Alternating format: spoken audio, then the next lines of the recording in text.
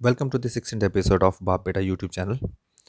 जैसे कि ऑलरेडी पहले से शेड्यूल था 7 तारीख यानी कि आज किसानों की ट्रैक्टर रैली होने वाली थी।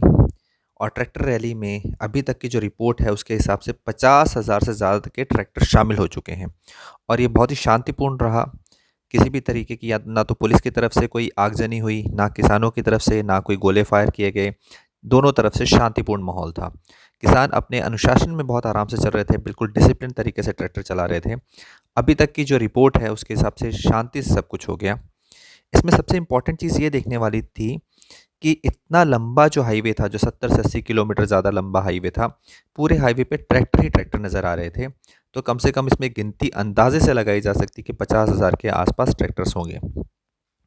इसमें जो सबसे एक इम्पॉर्टेंट चीज़ निकल के आ रही है कि पुलिस की तरफ से कहीं पर भी किसी को रोका नहीं गया। यहाँ तक कि पुलिस वाले नज़र भी नहीं आए, ना ही हरियाणा पुलिस की तरफ से, ना ही दिल्ली की पुलिस की तरफ से किसी तरीके का कोई विरोध किया गया, या जो बैरिकेड लगे हुए थे उन जब उनके साथ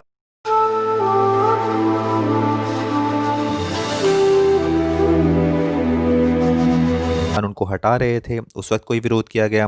किसी तरीके की कोई वाटर कैनन या फिर आंसू गैस या किसी और तरीके का कोई भी विरोध नहीं किया गया। और किसान भी नहीं चाहते कि हम डायरेक्ट किसी कॉन्फ्लिक्ट में एक दूसरे के सामने आए, किसी प्रकार की लड़ाई झगड़ा हो। तो बहुत अच्छी बात है सरकार की तरफ से अगर आज विरोध नहीं किया गया। पर इसमें कहीं ना कहीं ऐसा लग रहा है कि सरकार की तरफ से अ, ये जताया जा रहा है कि हम तो बिल्कुल शांति से बैठे हुए हैं। यही जो किसान हैं, यही शांति से नहीं बैठना चाहते, ये उल्टे सीधे काम कर रहे हैं। इस चलते प्रदर्शन में बहुत से चैनल्स इस सब चीज़ों को कवर कर रहे थे। मैं अलग-अलग चैनल्स को देख रहा था तो अलग-अलग चैनल से कुछ इन्फॉर्मेशन निकल के आती है। जैसे कि कुछ चैनल्स हरियाणा के लोगों से पूछ रहे थे कि आपकी तो पंजाब के साथ एसवाईएल नहर पर लड़ाई चल रही है, तो फिर आप पंजाब के साथ क्यों हैं? तो किसानों का बहुत साफ कहना था कि एसवाल नहर का जो पानी है वो तो हम तब यूज़ करेंगे जब हमारी ज़मीनें बचेंगी। पहले अपनी ज़मीनें बचा लें, फिर रही बात पानी की तो वो भी हम पंजाब से ले लेंगे। पंजाब हमारा बड़ा भाई है और भाइयों के बीच में लड़ाइयाँ चलती रहती हैं और हम शांति से बैठ के इसका कहीं न कहीं हल कर लेंगे। उसी के बाद में बहुत सी चीज़ें कही जा रही हैं। हरियाणा के लोगों से पूछा जा रहा था कि आप लोगों की लीडरशिप बहुत कम नज़र आती है इस आंदोलन में। कहीं न कहीं पंजाब जो है वो लीडरशिप उसकी आगे है, किसानों की लीडरशिप आगे है। तो आपकी तरफ से इतना विरोध क्यों किया जा रहा है? तो बार-बार हरियाणा के लोगों का यही जवाब था कि पंजाब हमारा बड़ा भाई है। हाँ, हम अपने भाई के साथ ज़रूर हैं, हम आगे नहीं हैं तो क्या हुआ? कहीं न कहीं अगर हमारे बड़े भाई का भला होगा, तो छोटे भाई का भला भी साथ में हो जाएगा। उनका इनडायरेक्ट वे में ये कहना था कि अगर ये कानून पंजाब के ऊपर लागू नहीं होंगे, तो हरियाणा के ऊपर भी लागू नहीं होंगे। बार-बार उनका यही कहना था कि हमें कोई फ़र्क नहीं पड़ता, हम पीछे हैं या आगे हैं, पर ये जो कानून है, इनको रद्द कराना हमारा मेन टारगेट है। इसी बीच खबर निकल के आ रही है यूपी की तरफ से। यूपी में भी वहाँ के लीडर्स ने कॉल दे दिया है कि यूपी में भी जितने लोग हैं वो अपने-अपने ट्रैक्टर लेके इस मार्च में शामिल हों। जो आगे होने वाला टाइम है बॉर्डर्स पे आके डट जाएँ और 26 जनवरी को जो ट्रैक्टर मार्च होना है पूरी दिल्ली में, उसमें कहीं न कहीं यूपी, उत्तराखंड और चारों तरफ से जितने भी लोग आ सकते हैं वो अपने ट्रैक्टर्स लेके वहाँ पर पहुँचें। इसी बीच नरेंद्र सिंह तोमर जो कि कृषि मंत्री हैं, उनका बार-बार बयान आ रहा है कि हमारे पास वो किसान भी आ रहे हैं जो कहीं न कहीं इन जो कानून बने हैं इनके पक्ष में हैं। तो अब ऐसा लग रहा है क्योंकि कहीं न कहीं कल जो मीटिंग है, कल मीटिंग में यहाँ तक भी बात हो सकती है कि सरकार और विरोधी पक्ष, अभी तक 2 पक्ष थे जो कहीं न कहीं मीटिंग में बैठते थे। उनकी बातों से, उनकी मतलब नरेंद्र सिंह जी तोमर की बातों से ऐसा लग रहा है कि कल को हो सकता है सरकार, अभी तक 2 पार्टीज़ थी, कहीं न कहीं मीटिंग में 3 पार्टीज़ हो जाएँ।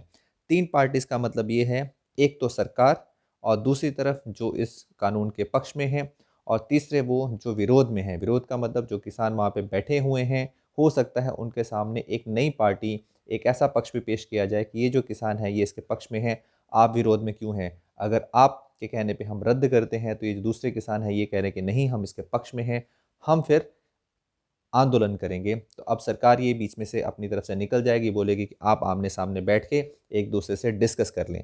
पर ये सारी जनता को, पूरे देश को पता है, ये जो पक्ष वाले जो फार्मर्स ऑर्गेनाइजेशन या यूनियंस बनी हुई हैं, जो लोग आएँगे, वो कहीं न कहीं सरकार के पक्ष में हैं और वो सरकार द्वारा बनाई गई यूनियंस हैं। क्योंकि अगर ऐसा होता तो कहीं न कहीं वो यूनियंस पहले भी पिक्चर में होती, अब अचानक से ये नई नई यूनियंस कहाँ से आ रही हैं, ये एक सोचने का विषय है।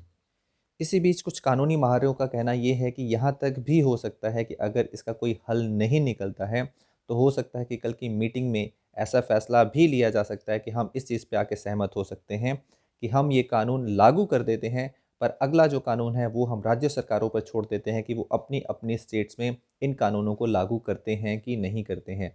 अगर ऐसा हो जाता है तो 2 या 3 राज्य जहाँ पे ऑलरेडी इसका विरोध हो रहा है, एक पंजाब जहाँ पे ऑलरेडी इसके खिलाफ विधानसभा में मता पारित हो चुका है, दूसरा है केरला जहाँ पे ऑलरेडी इसके खिलाफ कहीं ना कहीं विरोध हो चुका है और उनकी सभा में बैठ के इसके ऊपर पूरा डिस्कशन होकर इसके खिलाफ वोटिंग हो चुकी है। और या फिर कुछ और स्टेट्स रह जाएंगे जो कि कहीं ना कहीं बीजेपी शासित नहीं हैं, या फिर जहाँ पे कहीं ना कहीं इनका अच्छे से विरोध हो रहा है, वही ऐसी जगह रह जाएंगी जहाँ पे कानून लागू नहीं होंगे। बाकी जहाँ जहाँ पर बीजेपी की सरकार है वो बहुमत में है, ये कानून लागू कर दिए जाएंगे। पर ये किसी भी तरीके से इस पूरी प्रॉब्लम का सॉल्यूशन नहीं है, क्योंकि कहीं ना कहीं किसानों का यही कहना है कि पहले ये कानून रद्द किए जाएं। ऐसा नहीं है कि ये कानून रहेंगे, ऑल्टरनेट वे में रहेंगे या नहीं रहेंगे।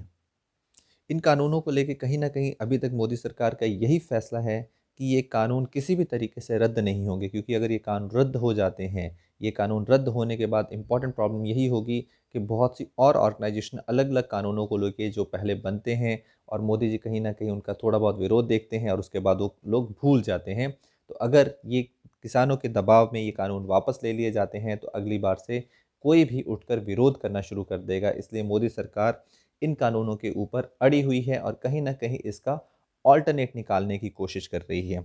इन बिटवीन ये भी कहा जा रहा था कि हो सकता है कि सुप्रीम कोर्ट सुनवाई करके 8 तारीख को या फिर किसी और तारीख को इस पर कुछ ना कुछ फैसला दे दे, जिससे कहीं ना कहीं सेंटर की गवर्नमेंट की साख भी बनी रहे और किसानों का विरोध जो है वो भी चलता रहे, और बीच का एक रास्ता निकाल के ये कह दिया जाए कि ये फैसला जो है सुप्रीम कोर्ट की तरफ से आ गया है, जिसमें ये कहा गया है कि ये कानून रद्द किए जाते हैं।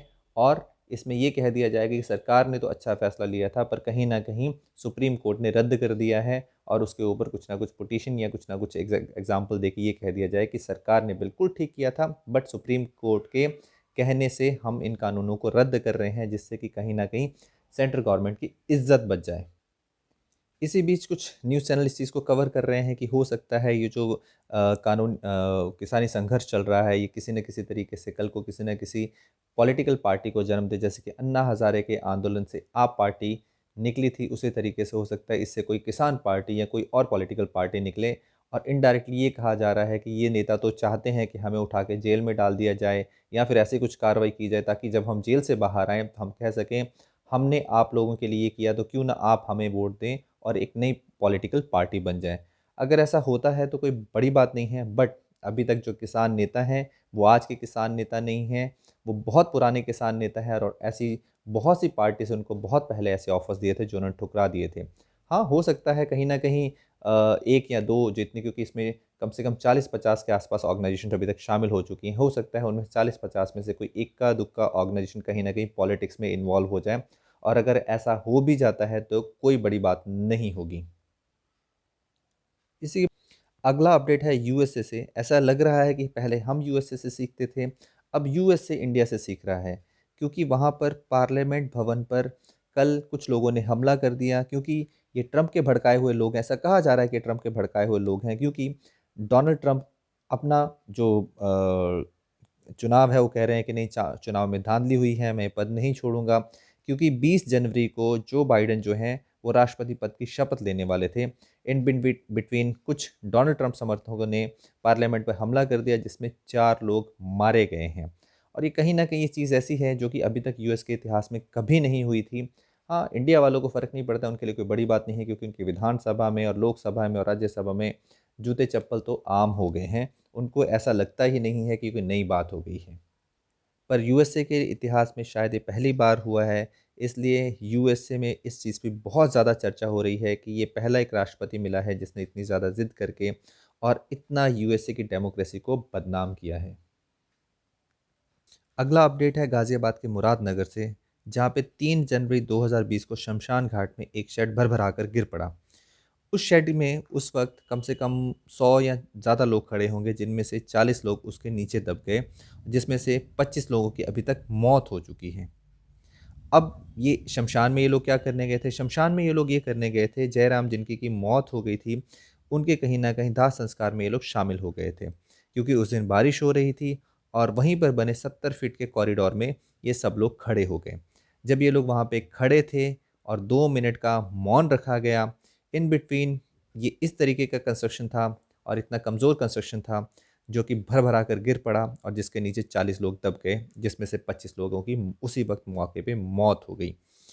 इस पे पूरी बात करें तो इसमें जो कॉन्ट्रैक्टर हैं अजय त्यागी, उनको गिरफ्तार कर लिया गया है। ईओ हैं वहाँ की निहारिका सिंह, उनको भी गिरफ्तार कर लिया गया है। जो इस कॉन्ट्रैक्ट में जेई थे उनको और सुपरवाइज़र को भी शामिल कर लिया गया है।